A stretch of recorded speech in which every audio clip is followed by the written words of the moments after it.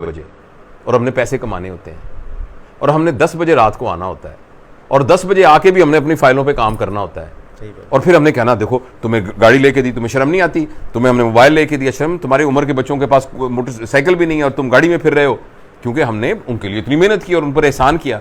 लेकिन हम ये भूल गए कि हमने उनको अपना आप नहीं दिया। हाँ, जो गोद में बिठा के गले में रख के ना उसके साथ लतीफ़े सुनाने थे, वो नहीं सुनाए।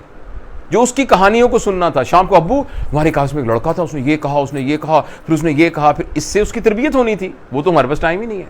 तो हमने उसको जो ना एक छोटा सा ये प्लास्टिक का टुकड़ा दे के उसको कहा ये देखो 1 लाख रुपए का आता है, तो उसमें गेमें भी डलवा दी उसको। तो इसमें उनका कसूर नहीं है, हमारा अपना कसूर है। अगर हमने उनको इंजॉयबल इन्वायरमेंट घर में प्रोवाइड किया होता ना कंपनी का, तो वैसा ना करते। उसको लिसन करें व्हाट दे आर सेइंग, क्या वो कहना चाहते हैं। इन्फ्लुएंशियल होने के 3 उसूल हैं, लिसन, ऑब्जर्व एंड सर्व।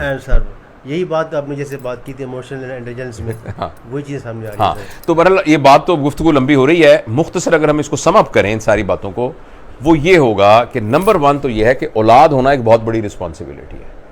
जिस दिन आपके घर औलाद पैदा हो जाए, आप बदल जाएं, होशियार हो जाएं, आप कहें अब मैं वो आदमी नहीं रहा जो मैं पहले था, अब घर के अंदर इल डिसिप्लिन नहीं होगा घर के अंदर। अच्छा, दूसरा ना, ये जो हमारे उर्दू स्पीकिंग लोग हैं ना, खास तौर पे वो अपने बच्चों को बड़े अदब से बुलाते हैं, मुझे बड़ा अच्छा लगता है।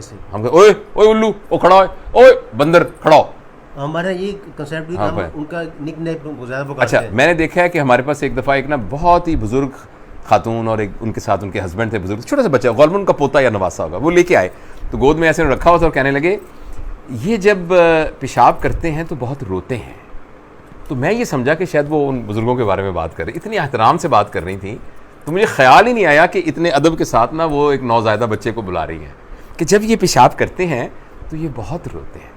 लेकिन मैंने उससे बहुत सबक सीखा कि पहले दिन ही आप उनसे जैसा आप उसको मुआशरे में वैसी बात है। तो एक बात तो ये कि उनके साथ हम खुद बड़े मोहतात हो जाएं और अपनी ज़िंदगी को एक रोल मॉडल के तौर पे बच्चों के सामने पेश करें, यानी हमारे ऊपर कोई उंगली ना उठा सकता हो, हम झूठे ना हों, बददियानत ना हों, बेईमान ना हों, हम गंदे ना हों, हम सफाई का ख्याल रखते हों, हम सड़क के ऊपर थूकते ना हों, हम कूड़ा ना फेंकते हों, हम लाइन में लग के चीज़ें लेते हों, हम नाजायज़ अपने इख्तियारात के ज़रिए से उनको प्रमोट करने की कोशिश ना करते हों, यानी हम एक रोल मॉडल हो। दूसरा ये कि बच्चों का कंपैरिजन ना करें एक दूसरे के साथ। तीसरा, उनको इंडिपेंडेंट अपने फैसले करने दें, छोटे छोटे। जो बहुत बड़े फैसले हैं उसमें ज़ाहिर है आप इंटरवीन करें, मगर जिनमें उनकी सेफ्टी हो। लेकिन ये कि छोटे छोटे फैसले जो बिनाइन फैसले हैं, जिनका कुछ नहीं है, वो कहता है मैंने वो बेड क्यों नहीं सोना, ज़मीन पर सोना है, सोने दो यार, क्या है। वो कहता है ना आज मैंने दूध नहीं खाना, आइसक्रीम, तो खाने दो, क्या है। तो उनके अपने फैसले, और शायद उनको मुशक्क़त का आदी बनाएं। लाड का मतलब यह है, अगर आपने बच्चों के साथ बहुत लाड किया है, इसका मतलब यह है कि आपने उनको एक इंजॉयबल किस्म की ट्रेनिंग और मुशक्क़त में डाला है। तो ये चीज़ें हैं। और बाकी एक बात और याद रखिएगा, सब कुछ आप कर लें, सब कुछ कर लें, सब कुछ पैदा करने वाले के हाथ में, अल्टीमेटली उसका क्या नतीजा निकलेगा बेशक वो अल्लाह के हाथ में। इसलिए अपनी औलाद के लिए दुआ बड़ी ज़रूरी है मांगनी। रातों को उठ के ना कहें अल्लाह पाक ये मैं कर, जैसे माली ना माली दा कम पानी देना, अपने मशहूर बात, हाँ, और मालक दा कम फल फूल लाना, लावे या ना लाए। तो औलाद के बारे में सुबह शाम काम करें, मेहनत करें, जद्दोजहद करें, उनको मुश्किल आर्गू करें, रात को ना वक्त निकाल के या अल्लाह ये मेरे बूटे हैं, पौधे हैं मेरे, इनको मैंने पानी दिया है, इनको मैंने खाद दिया है, इनको मैंने सर्दी गर्मी से बचाया है, अल्लाह अब तू फल लगा, और ये करके बाकी अल्लाह पे छोड़ दे। ये बात है। Thanks lot. Thank you.